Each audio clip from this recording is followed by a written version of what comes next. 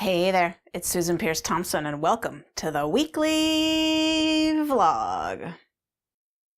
So when people do bright line eating, ideally, what we're aiming for is for them to lock into a rhythm of eating that helps them lose their excess weight, get down to maintenance, stabilize there, and create such rhythms of automaticity with food that essentially the food and the weight problem pretty much goes away, or at least shrinks dramatically from a massive insurmountable problem to something that just needs some attention here and there. Now, given that assumes that they've built up a life with rhythms of bright habits, a morning habit stack, an evening habit stack, that supports their new way of living with bright line eating. And I always say that the real aim underneath this is to unleash the human potential that's locked underneath all this weight. If you've been listening to this vlog for any long length of time, you've heard me at some point say that I really do believe that on this earth, the person who will unlock and figure out the key, the solution to cold fusion and solve our global energy crisis isn't even working on that problem right now because they're starting another diet, right? There is so much amazing human potential trapped underneath all this weight, and people who have weight problems that they just can't overcome will agree to statements on a survey like, I'm waiting to start my life till I lose the weight. I'm not even really here trying. I'm not even engaged in this life because I've got to lose this weight first. Oh my gosh. So I really think that solving the weight and the food problem is one thing, but then it's the great what's next. It's the great what's next. What do you do with the huge vacuum, the huge amount of space that's freed up when the food and the weight problem isn't there anymore? And here's what I believe. I believe that people who aren't actively enough engaged with the issue of filling their life with purpose, filling their life with meaningful pursuits as the food and the weight problem gets lifted, they stay engaged with the food and the weight problem. And there's a lot of people around here who've had huge success with bright line eating. They've lost tons of weight, but they're still engaged with what they've eaten or not eaten, you know, how their lines are wobbly, how their weight has crept up, blah, blah, blah, blah, blah, blah, blah. And I believe that that is their souls clinging to the old vision of purpose that used to make sense, which was, I have to do something about this weight, right? Bright line eating gives them a way to not have that problem anymore, but you've got to replace it with something new that is more purposeful.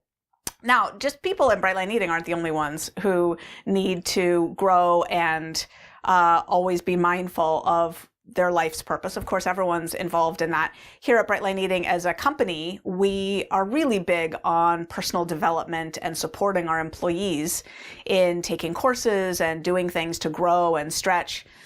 So a few years ago, I'm not sure if it was 2 or 3 or 4 or 5 years ago, whatever it was a little while ago. We had not 1, but 2 people on our leadership team at Bright Line Eating who requested of me and David to take this optimized coach program by someone named Brian Johnson. David approved the request. I wasn't even really aware of it.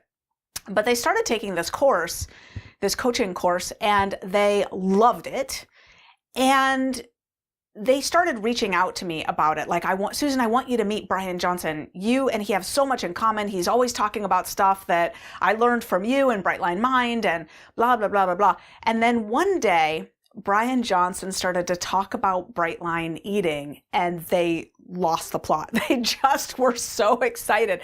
They emailed me, both of them. Oh my God, Susan, Brian Johnson knows about you and bright line eating. He started to talk about bright line eating. So I don't know how exactly it happened, but his wife Alexandra had started doing bright line eating, and then he read the first book, Bright Line Eating, and he created what's called a philosopher's note on it. So, little side note, this guy Brian Johnson, he's quite a phenom. Like he at one point, as he was running a multi-million-dollar company, he decided to unplug from his life.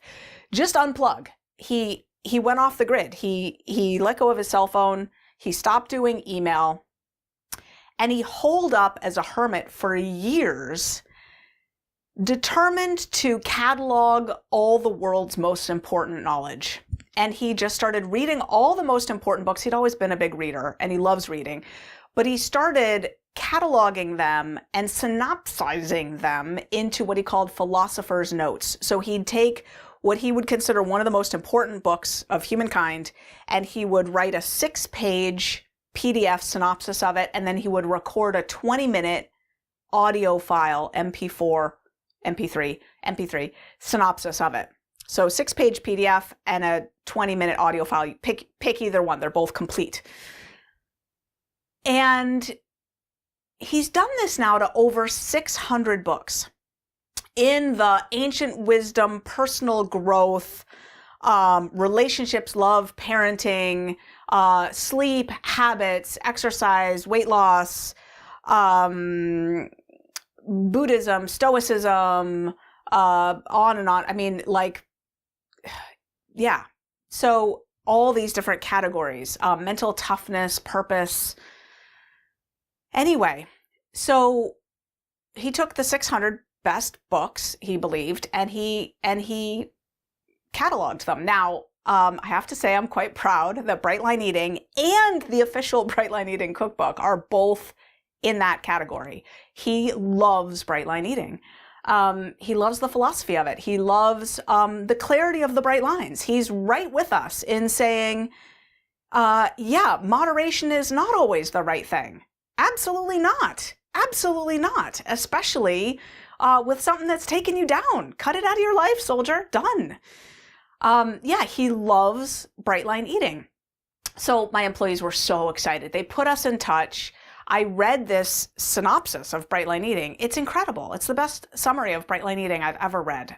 So if you ever want to just listen to a 20-minute summary of the book, Bright Line Eating, I feel like this could be a really helpful tool for a reset, for a recharge, or if you're a reader, read the 6-page PDF. So helpful. Anyway, so Brian Johnson and I became friends. I really love what he's up to in the world. And I recently heard from him that he is taking his incredible archive and he's making it free. It used to cost money. Now it's free. All those philosopher's notes, all those MP3s, all those PDFs, all free. And he didn't just create those book synopses. I don't know what the plural of synopsis is. Synopses? Anyway, he didn't just create those summaries of books. He also, on each major topic, mental toughness, purpose, relationships, parenting, sleep, habits, he created a 101 course with the top 10 best ideas from all the best books. Now, if you listen to me for any length of time and then you check out Brian Johnson's library, you'll see that he and I are peas in a pod. We just think so similarly. Relationships, John Gottman. Right? Positive psychology, absolutely. Marty Seligman, Tal Ben-Shahar, Sonia Lubomirsky, all the people that I teach you about. And some of those names you might not know from me, but if you've taken Bright Line Mind, then you do. So I checked out his library. I've been looking at it for the last week. And I was drawn to the section on purpose. You know, back to what I was telling you at the beginning of this vlog. We need to be mindful to infuse our life with enough meaning and purpose, enough of what our soul feels called to. Because if we don't, we're going to be vulnerable to relying on focusing on the food and the weight as the mind game du jour. I think in Bright Line Eating, our minds have become very used to thinking about optimizing our weight and our eating as a purposeful activity. And I gotta say, if we're really struggling with our food and our weight, I think that's important. I know that for me, it's a keystone habit. It's the first thing I have to address. If my food is off, it's the first thing I have to address. What I have to be very careful of, though, is I don't hold on to that problem. Hold on to that problem as a poor proxy for purposeful activity, noodling over that problem, in lieu of really finding out what's purposeful in my life. So here's what I stumbled on in Brian Johnson's archive that I want to share with you. He's got a whole section on purpose. And there's a 101 lecture on purpose. And then there's a bonus one that's the 25 best journaling prompts on finding your life's purpose, infusing your life with purposeful, meaningful activities. And I just wanted to share some of them with you. I'm not going to go through all 25. I'm going to share a handful. But I was just reviewing these and doing some writing, and I just think that for someone who's doing bright line eating, it can't hurt, especially at the beginning of a year, this time of year, to put pen to paper and to really consider what matters to you in life. Because I tell you, it's not the food and the weight. It's really not, right? It is at first, and then at some point we've got to move past that. And I want you to start, even if you're very new in bright line eating, I want you to start focusing on what really matters in life. Because I'm of the mind that we've all been focused on our food and our weight for far too long. And it's a robber baron. It steals meaningful moments from us. So here's some thoughts to journal on. Try journaling on what lives at the intersection between what you love to do and what you're really, really good at. And so where do those overlap? What you love to do and what you're really, really good at. And if you're at the crux of a career change or you want a more meaningful career in your life, put a third one in there, which is what the world needs and is willing to pay you for. And that journaling exercise of what's at the intersection of the three of those, that's a Jim Collins exercise right there. That is going to lead you to where to look for a way of earning money that doesn't feel like a job. It feels like a calling. Consider journaling about, it's a Saturday morning and you've got absolutely nothing to do. What do you do?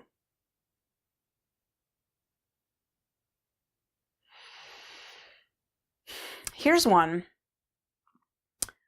This is from a book, I think it was How to Think Like Leonardo da Vinci. Write down 100 questions. Write down 100 questions. Write down 100 questions. Just keep going until you have 100 questions. And then look at the questions you came up with. And take a look. Are there any themes?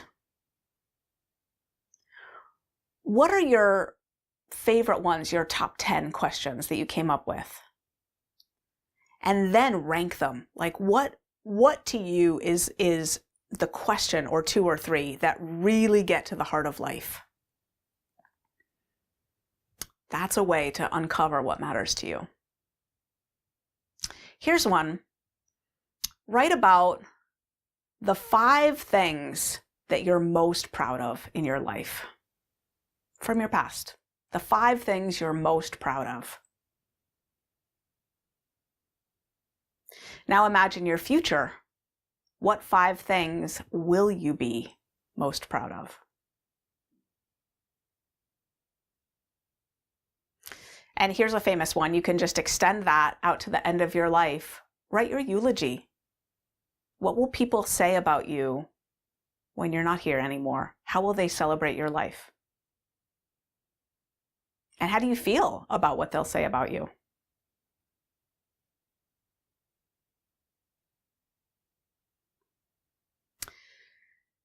How about this one? If you knew you could not fail, if you absolutely had a guarantee that you would be successful, what one thing would you do?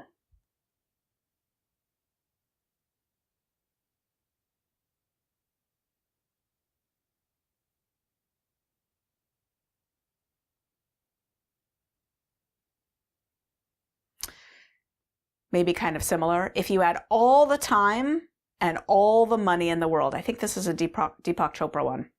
If you had all the time and all the money in the world, what would you do with your life? All the time and all the money in the world, what would you do?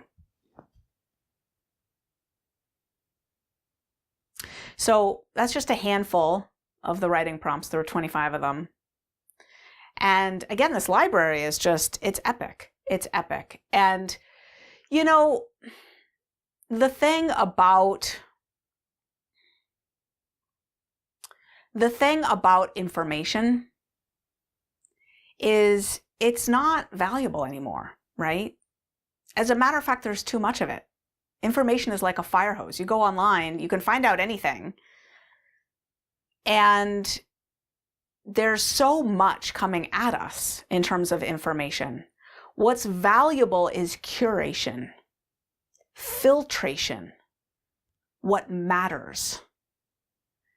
And this archive that Brian Johnson's created, it's more wisdom in less time. It is the essence of what matters in terms of living a fulfilled, optimized. Let's talk about the word optimized. What does optimized mean? Optimized comes from optimus, which means best. It's about you being your best self, you giving your best to the world.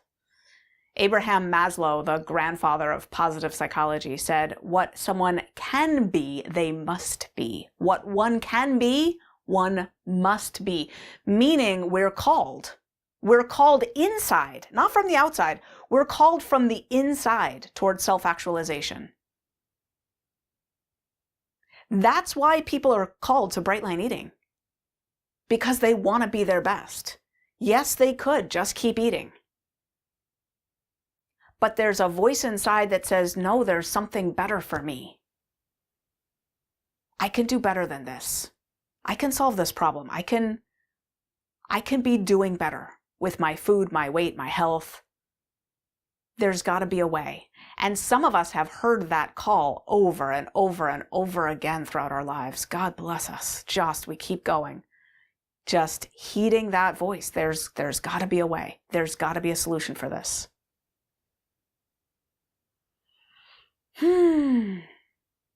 So I'm going to let you know where to access that free archive that's available now. He just made it available. It's incredible. There's a link down below me. If you want, it's free. You don't have to give a credit card. There's no switcheroo here. It's totally free. It's totally free. And it's an incredible archive. And like I said, go grab that synopsis of the book, Bright Line Eating. It's such a great pick-me-up. Oh my gosh. Such a great tool. Such a great tool. Written or audio. No strings, just free. Go check it out. If you're listening, it's at optimize.me. But definitely click down below and access it. There are top flight courses and information on so many things. I'm going to stay here and stick to what I do best, which is helping people lose that excess weight and then keep it off for the rest of their lives. But I'm really grateful that Brian Johnson is filling in the gap of the science of what next, right? There's so many areas of life to optimize after we optimize our food and our weight. Oh my gosh, I hope you'll check it out. There is that coach program that I told you about that my employees were in. He's running it again, and I think it started January 3rd, but he's just extended registration for 2 more weeks. So that's only if you are interested. I'm faculty in that course, guest faculty on a couple lectures. It's been really sweet. I have several friends who've taken it. It's incredible. It's incredible. But the optimized library, 100% free, no strings attached.